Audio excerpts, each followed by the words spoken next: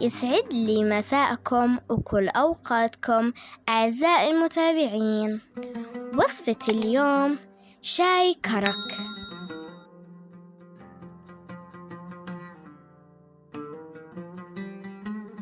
رح نعمله بطريقتين.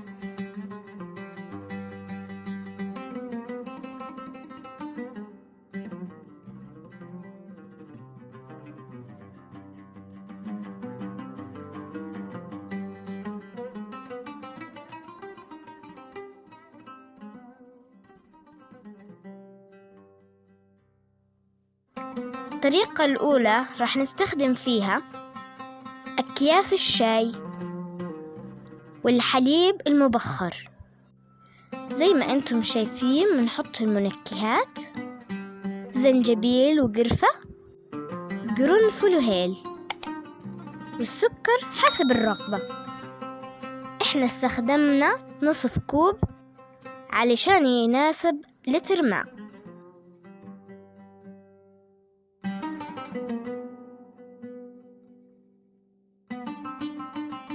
نغلي كل المكونات دقيقتين.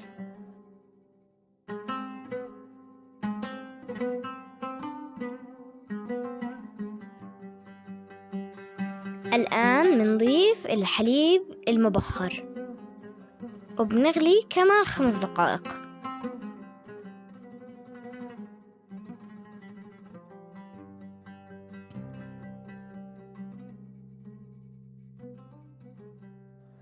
هاي الوصفة ما بتحتاج منا مصفى، لأنه الشاي داخل الأكياس وبيعطي تقريبا نفس النتيجة للشاي الحل.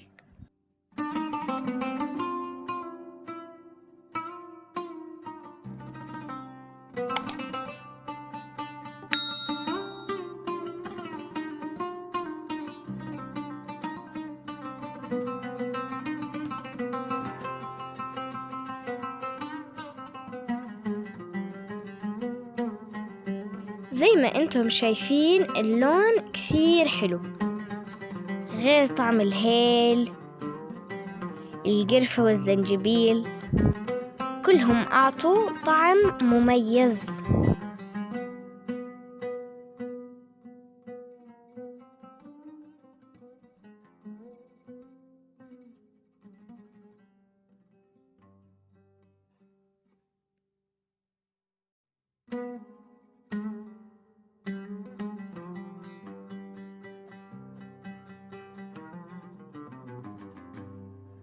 والآن الطريقة الثانية، وهي باستخدام الشاي الحل والحليب المركز غير المبخر.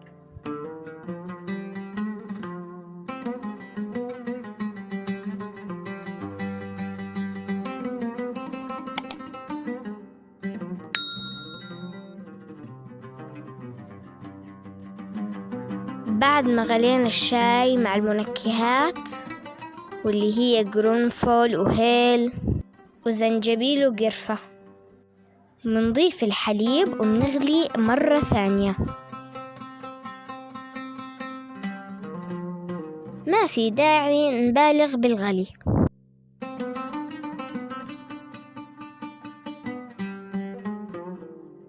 هاي الطريقة بتحتاج نصفي بمصفاه،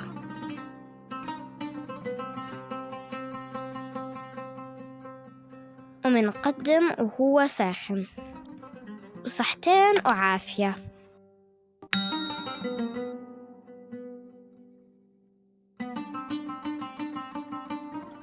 كان معكم بيسان مع ماما بالمطبخ. لا تنسونا باللايك والشير والسبسكرايب، وأهم إشي تفعيل الجرس. بحبكم كتير، بوسات كتير. باي.